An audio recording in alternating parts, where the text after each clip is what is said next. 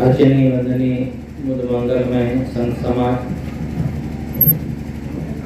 सत्संग प्रेमी बंधुओं एवं श्रद्धा मूर्ति देवियों,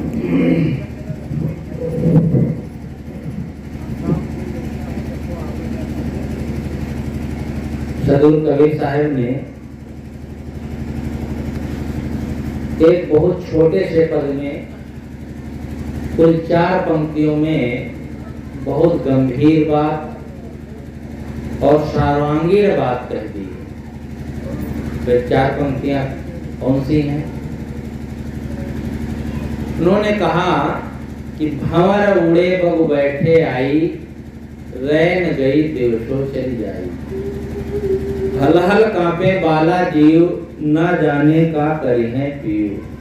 कांचे बासन टिके न पानी, उड़ गए हंस काया को मिलानी। काग उड़ावत भुजा पिरानी, कहें कबीरिया कथा सिरानी। कुल 4 पंक्तियों में बहुत कुछ उन्होंने कह दिया। आप लोग जानते हैं कबीर साहब की भाषा, कबीर साहब की वाणी सांकेतिक होती है। वो अपनी बात कुछ कहना चाहते हैं लेकिन शब्दों में कुछ कहते हैं। इसीलिए कबीर साहब की उलटवासियां ज्यादा प्रसिद्ध हैं। उलटवासी का मतलब ही होता है उल्टा लगे लेकिन उल्टा हो ना, केवल प्रतीत हो, उसे उलटवासियां कहते हैं। ऐसे ही कबीर साहब अपनी बात कहा करते हैं। कबीर साहब कहते हैं कि भंवर उड़े बग बैठे आई। भंवरे उड़ गए और बगुले आकर बैठ गए। ये उलटवासी जैसे है। कबीर साहब ने शब्द में कहा है कि पहले जन्म पुत्र का भय बाप जन्मिया पाछे। अब लोग कहते हैं कबीर साहब कहना क्या चाहते हैं? उल्टी सीधी बात। पहले पुत्र जन्मा, बाद में बाप का जन्म हुआ। ऐसा कहीं होता है क्या? वास्तव में होता भी नहीं है। लेकिन उनकी अगर बात समझ में आए तो वो सही कह रहे हैं। इसका विच्छेद करें। पहले जन्म पुत्र का भय, पहले पुत्र का जन्म हुआ। किसी के यहाँ जब कोई बच्चा जन्म लेता है तो आप लोग क्या कहते हैं? उनके घर में पुत्र जन्मा है कि बाप जन्मा है? सब लोग यही तो कहते हैं पुत्र जन्मा है, कि ये कहते हैं कि बाप जन्मा है। अरे वही पुत्र पढ़ लिख कर बड़ा होता है, जब उसकी शादी होती है तब भी बाप नहीं बनता। बाप कब बनता है? जब उसके बेटे होते हैं। जब तक उसका खुद का बेटा नहीं हुआ तब तक वो बाप नहीं बनता है। तो बाप कब बनता है? 25-30 साल की उम्र में। पहले तो पुत्र के रूप में जन्मा ना। तो कबीर साहब क्या गलत कहते हैं? पहले जन्म पुत्र का भय। पहले पुत्र के रूप में सभी प्राणी आते हैं, सभी जीव आते हैं, बाद में वे बाप बनते हैं। और उसके ऊपर उन्होंने व्याख्या किया। उसी तरह से कहते हैं कि भंवरे उड़ गए बगुले आकर बैठ गए। रात बीत गई है, दिन भी बीता जा रहा है। अब केवल इतना ही अर्थ कर देने से कोई पल्ले नहीं पड़ने वाला। उनके कहने का मतलब है जैसे भंवरे काले काले होते ना, तो काले बाल चले गए और बगुले के समान सफेद बाल हो गए। दूसरे ढंग से कहें जवानी चली गई, बुढ़ापा आ गया। रात बीत गई है। रात अज्ञान खानियों के लिए प्रयोग किया जाता है, प्रकाश उजाले के लिए प्रयोग किया जाता है, ज्ञान के लिए। तो जैसे अनादि काल से हम अज्ञान वश विभिन्न खानियों में, पशु पक्षियों में भटकते भटकते आ रहे हैं, और आज मनुष्य जीवन मिला है प्रकाश के समान, और ये भी बीता जा रहा है। रैन गई, रात बीत गई, और दिन भी प्रकाश रूप जो था मनुष्य जीवन, ये भी बीत रहा है। अब यहाँ जितने बैठे हैं ज्यादा उम्र वाले ही हैं। इनका किसका जीवन बीत गया? कोई 50, 60, 70, 75, 80 साल तक बीत गया। लेकिन इतने में क्या किया, कितना किया, क्या जीवन में जो करना चाहिए वो काम हुआ? कोई कह सकता है? पूरा जीवन यूं ही बीत जाता है, अंतिम तक समझ में बात नहीं आती है आदमी के। एक सज्जन आए गुरु जी के पास। उम्र उनकी लगभग 85 वर्ष की। पोता लेकर आया था। शाम हो गई, देर हो गई, तो गुरु जी ने कहा रुक जाओ, सुबह चले जाना। कहा साहब जाना तो पड़ेगा, हमको घर देखना पड़ता है। लड़के थे बाहर, तो सर्विस करते थे। तो साहब ने कहा कब तक देखोगे? तो आगे कोई उत्तर नहीं दे पाए। 85 साल की उम्र हो गई थी, क्या बताते कि अभी 5 साल देखेंगे, 10 साल देखेंगे। फिर साहब ने कहा ये बताओ कि 85 साल की उम्र हो गई है, घर ही देख रहे हो, अपने आप को कभी देखा? अपने जीवन के बारे में कभी सोचा? तो बेचारे मौत। ऐसे ही हर आदमी है, सबको देखता है, घर देखता है, परिवार देखता है, बाल बच्चों को देखता है, सबको देखते देखते आंखें सूझ जाती है, यहाँ तक कि आंखों में अंधेरा छा जाता है, मोतियाबिंद हो जाता है, आंखों से दिखाई देना बंद, क्योंकि सबको देखते रहे और अपने को नहीं देखे। जबकि अपने को देखने के लिए आंखों की जरूरत भी नहीं है, लेकिन जब आंखें चली जाती हैं, दिखाई नहीं भी देता है, तो भी आदमी अपने को देखना नहीं शुरू करता है, तो भी बस उसी में पड़ा रहता है, उसी में जीवन जी रहा है। बचपन तो मान लो, बाल बच्चे हैं, खेलते कूदते हैं, पढ़ाई लिखाई के समय बीत गया, जवानी आई, बुढ़ापा आ गया, अभी भी नहीं। जवानी में कहते धन कमाना चाहिए, अरे जवानी है, धन कमाओ और ऐसो आराम करो, विषय भोग कब का बुढ़ापा में करेंगे। चलो ठीक है भाई, चलो बुढ़ापा आ गया, आप क्या करोगे? अब तो कुछ करना है, कुछ कर रहे हो, तो अभी भी कुछ नहीं, बस वैसे ही जीवन बीत रहा है। कितने बूढ़ों को देखता हूँ, अब तो अखबार के प्रचलन कम हो गया है, तो मोबाइल में सब देखते रहते हैं। पहले अखबार देखते थे गांव-गांव में, अब तो होने आने लगा। तो एक जगह हम गए तो उनके बूढ़े बाबा अखबार पढ़ रहे थे, तो मैंने सुबह देखा 8 बजे से 7 बजे से शुरू किए, 11, साढ़े 11, 12 बज गए। हम लोग भोजन कर लिए, बहू बार बार जाके कहे बाबा भोजन कर लो, भोजन तैयार है। हाँ बिटिया आता हूँ, हाँ आता हूँ। 12 बज गए, वो उठे ही नहीं, अखबार को ऐसे बांच रहे थे लगातार, भागवत गीता है, एक अक्षर नहीं छोड़ना है उनको, उसमें एडवर्टाइज दिया है, सब कुछ पी जाना है, क्या समय बर्बाद करना। अरे व्यवहारिक आदमी को थोड़ा देख लेना कोई बुरा नहीं है, लेकिन बिना मतलब के, अरे कोई ज्ञान ध्यान की पुस्तक पढ़ो, कोई ऐसी चर्चा सुनो, ऐसा कुछ नहीं है। अब ऐसे लोगों को बुढ़ापे में कैसे शांति मिलेगी, आनंद आएगा? बस हाय हाय करके पछताते पछताते उन्हीं को जाना पड़ता है जो जीवन में कुछ किए नहीं रहते हैं। एक मनोरंजक कहानी है अकबर बीरबल की। कहानियां तो शायद ये बनाई गई होंगी, अकबर बीरबल में हुआ ऐसा संवाद कि नहीं हुआ वो बात अलग है। एक बार बीरबल से अकबर ने कहा, क्यों अकबर एक बताओ, बीरबल ये बताओ, ये हमारे हथेली में बाल क्यों नहीं है? प्रजा की हथेली में भी बाल नहीं है, तुम्हारी हथेली में बाल नहीं है, ये क्या मामला है? पूरे शरीर में तो बाल होते हैं, लेकिन हथेली में बाल नहीं होते हैं, बचपन से बुढ़ापे तक नहीं उगते हैं, क्या बात है? हर जगह उगते तो हथेली में उगना चाहिए, क्या बात है? तो बीरबल ने सोचा कि ये तो बादशाह हैं, इनको नाराज करना ठीक नहीं है, उनके मन की बात कह दो। तो उन्होंने कहा, देखो हुजूर, हमारे हथेली में बाल इसलिए नहीं है कि आप दान बहुत देते हैं, मैं दान लेता हूँ आपसे, तो आपसे दान लेते लेते मेरे हथेली के बाल सब उड़ गए। कहा फिर हमारे हथेली के बाल? कहा आप दान बहुत देते हैं ना, आपके दान देते देते हथेली के बाल सब उड़ गए। तो कहा ये प्रजा, इसके भी तो हथेली में बाल नहीं है। कहा हुजूर, ये प्रजा के हथेली में बाल ये नहीं है कि हमको नहीं मिला, हाय हमको नहीं मिला, हाथ मलते मलते सब बाल उड़ गए।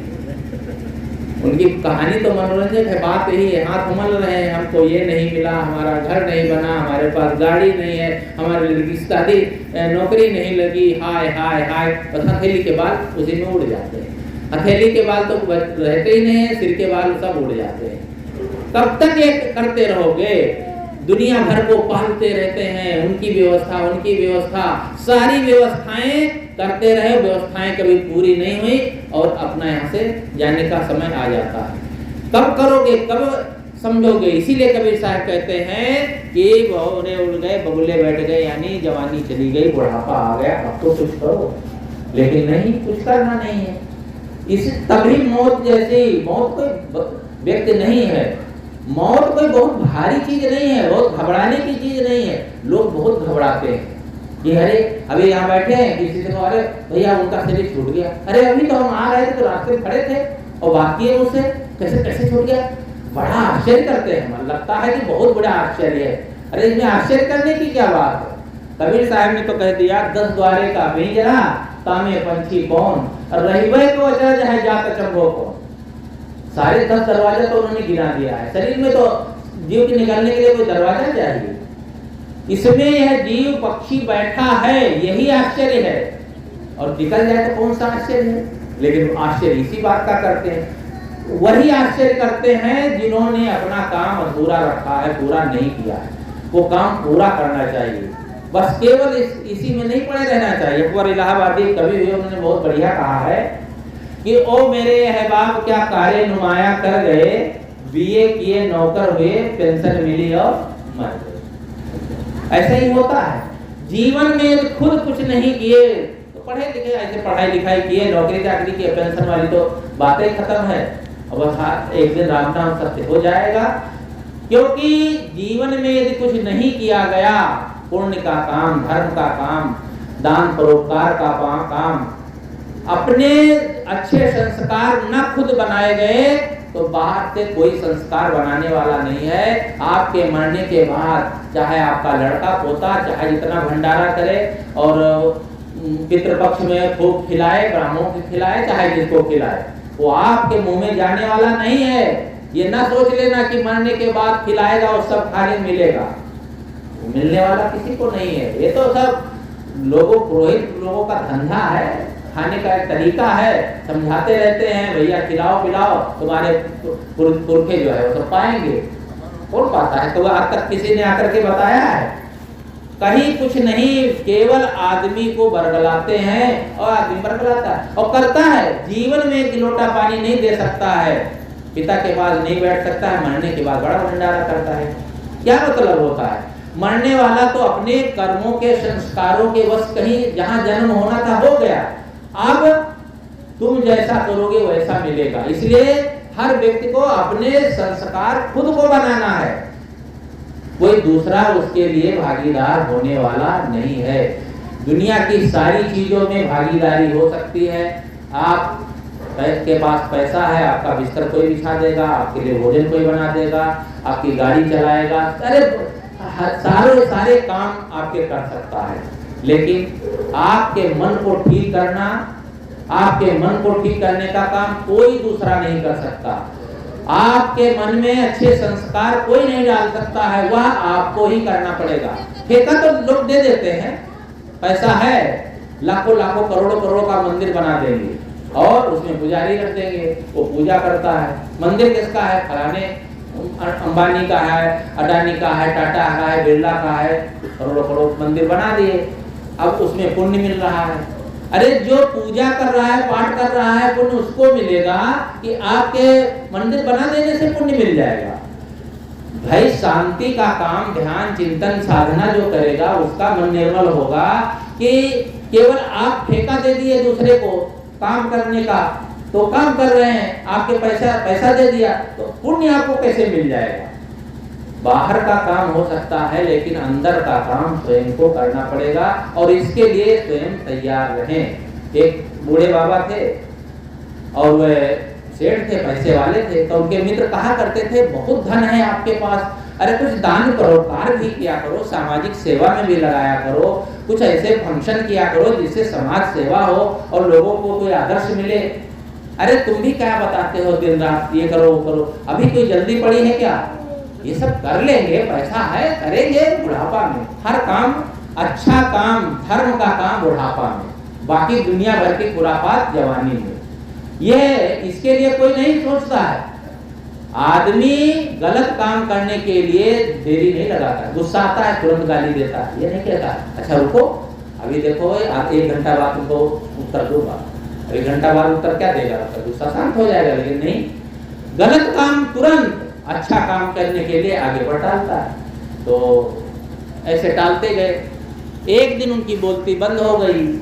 मित्र आए तो कहा कि भैया अब तो तुम्हारा लगता है अंतिम समय आ गया है, ऐसा करो कुछ दान परोपकार कर दो ना। उसके मन में हुआ, सुन तो रहा था, बोल नहीं पा रहा था, तो उसने मन हुआ हाँ कुछ कर देना चाहिए। तो उसने अलमारी की तरफ हाथ उठाया और लड़कों को इशारा किया कि अलमारी में पैसे रखे हैं, निकाल करके दे दो। तो वो जो मित्र लोग थे वो तो समझ नहीं पाए, लड़के समझ गए। तो मित्रों ने कहा भैया ये तुम्हारे पिताजी क्या कह रहे हैं? लड़कों ने कहा अरे अंकल, पिताजी कह रहे हैं कि जो कुछ था मेरे पास वो सब घर मकान बनाने में लग गया, अब नहीं है कुछ। अब बेचारे अब वो सुने, हम तो कह रहे हैं पैसा दे दो तो दान कर दे, अब ये तो दुनिया भर का उल्टा पढ़ा रहे लड़के। तो बेचारों आंसू आ गए, रोने लगे। तो कहा तुम्हारे पिताजी क्यों रो रहे हैं? अरे कहा चाचा जी रोएंगे नहीं तो क्या हंसेंगे, अंतिम समय है, घर छूट रहा है, परिवार छूट रहा है, और जब शरीर छूटने वाला है तो रोई आएगी। अब अंतिम में रोना चाहते हो ऐसा सोच करके कि खुश होकर के प्रसन्न होकर जाना चाहते, ये आप पर निर्भर करता है। तो साहेब ने कहा कि भंवर उड़े बग बैठे आई, रैन गई देशों चली जाएगी। मान जीवन अनाज काल से पता नहीं किन किन खानियों में भटकना पड़ा, वो तो हमें याद नहीं है, वो तो सब उससे छुट्टी मिली। आज जो मनुष्य जीवन मिला है वैसे ही बीत जाए तो क्या मतलब है? इसके लिए बहुत उदाहरण दिए जाते हैं। ये सोने के समान है, हीरे के समान है, चंदन के समान है। अब उदाहरण क्या दिए? कीमती चीज के उदाहरण देते हैं, इसकी बराबरी करते हैं। लेकिन इन सब वस्तुओं की उदाहरण दे करके मनुष्य जीवन को तौलना व्यर्थ है। और इनका उदाहरण देने मात्र से किसी का जीवन चंदन के समान हो जाएगा।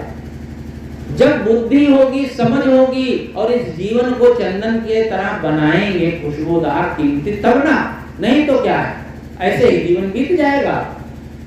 एक आदमी था तो लकड़ी काट करके व्यापार करता था, जंगल में रहता था। एक राजा शिकार करने गया और बस रात हो गई तो निकल नहीं पाया जंगल से। तो उसने देखा एक जगह उजेला हो रहा है, तो उजेला जहाँ होगा, प्रकाश होगा, तो वहां मनुष्य जरूर होगा। तो उसने समझा कि कहाँ मनुष्य होगा, तभी तो प्रकाश हो रहा है, तो पक्षी प्रकाश तो नहीं कर सकते। तो गया तो देखा एक लड़का हरा अपनी झोपड़ी में है। उसने कहा कि मुझे भूख लगी भैया, हम रात में रहना चाहते हैं। उसने आवभगत किया और कहा कुछ खाने को तो नहीं है, सूखी रोटी है, चटाई है, इस पर सो जाओ।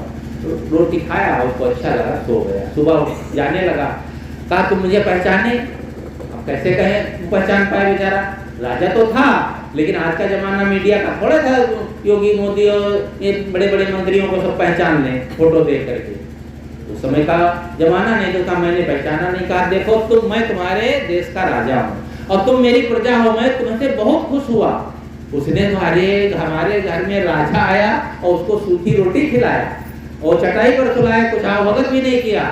कहा हुजूर माफ करिए कि मैं आपकी सेवा नहीं कर सका। कहने नहीं, बहुत बड़ी सेवा किया आपने, आतिथ्य जो सत्कार किया है ये कम नहीं है, मैं बहुत खुश हूँ। मैं तुम्हें कुछ पुरस्कार देना चाहता हूँ, तो मैं चाहता हूँ तुम्हें पुरस्कार के रूप में क्या दूं?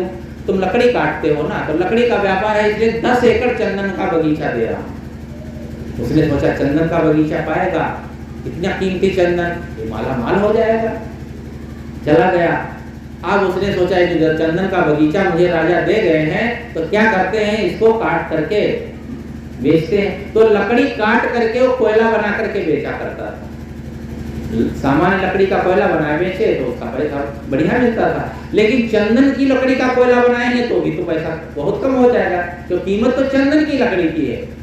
सारा बगीचा काट डाला। एक दिन बारिश हुई और चंदन का कोयला नहीं बना पाया, तो सोचा चलो लकड़ी ही बेच देते। जब लकड़ी लेकर गया तो वहां तो उसके कई गुना, सैकड़ों गुना कीमत उसकी लगने लगी, क्योंकि चंदन की लकड़ी। कहा भैया ये इतनी कीमत कैसे? कहा महाराज भले मानो से चंदन की लकड़ी है, इसलिए इसकी बहुत कीमत है। अब वो सिर पर हाथ रख लेता है कि पूरा बगीचा तो काट डाला, एक पेड़ बचा है, अब उसमें क्या होता है? अब लोग कहेंगे ना ऐसा कहीं हमारे साथ घटना घटे तो हम माला माल राजा हो जाएंगे। अरे हम सबको मिला है, ये तो उदाहरण है।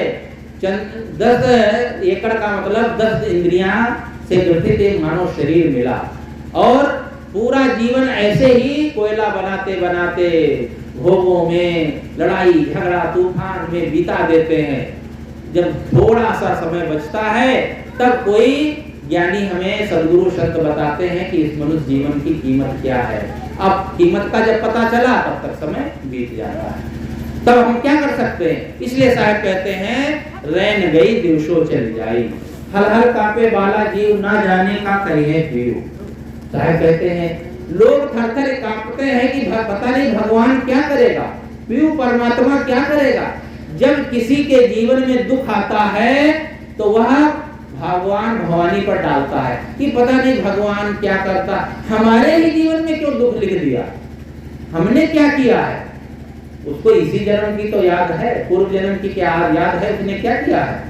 और कोई भगवान भवानी देवी देवता किसी के जीवन में सुख दुख कैसे लिख सकते हैं। और लिखने की बात छोड़ो, जो कहा जाता है जो जस करे तो तस फल चाखा, जो जैसा कर्म करता है वैसे उसको फल मिलता है। तो चाहे ये कहो प्रकृति के नियमों के अनुसार मिलेगा या कहो भगवान देता है। भाई कोई गलत करे तो उसको अच्छा फल मिले तो ठीक है भाई, भगवान उसकी तरफदारी कर दिया। और ऐसा होता नहीं है, जैसा करोगे वैसा फल पाओगे। तो ये भगवान देवी देवता को एजेंट क्यों बना करके रखे, बीच में क्या करने वाले हैं, इनको क्यों फंसाए हुए हो। अरे जो अच्छा करोगे तो क्यों कोई दुख देगा। इसलिए साहब कहते हैं कि हल हल कांपे बाला जीव, थर थर लोग कांपते हैं बाल बुद्धि वाले कि पता नहीं भगवान हमारे जीवन में क्या करेगा। कोई भगवान देवी देवता किसी को दुख सुख नहीं दे सकता।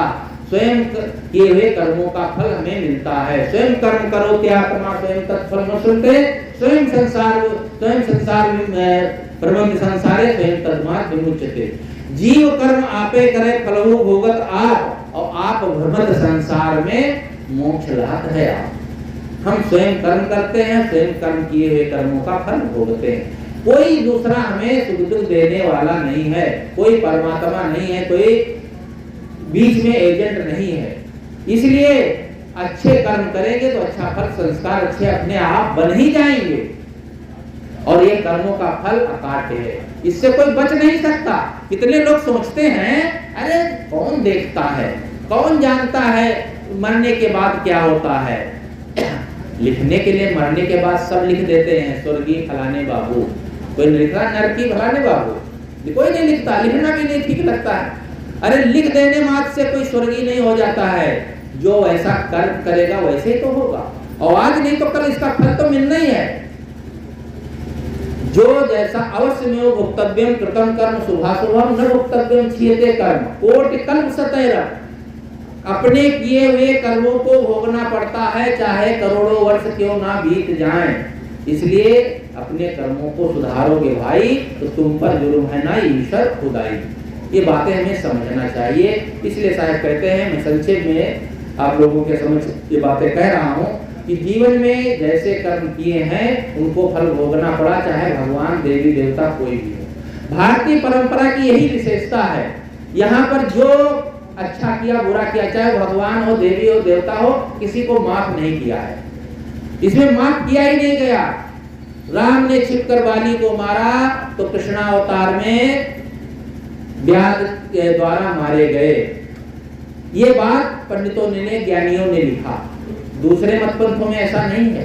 दूसरे संप्रदाय में अपने परमात्मा ईश्वर के लिए ऐसा कोई नहीं कह सकता।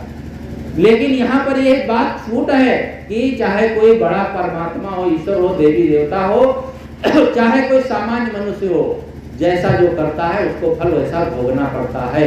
अभी आप सुन रहे थे, आपन कर्म न मेटो जाई, कर्म का लिखा मिटे दो कैसे, जो उपकोट सिराई।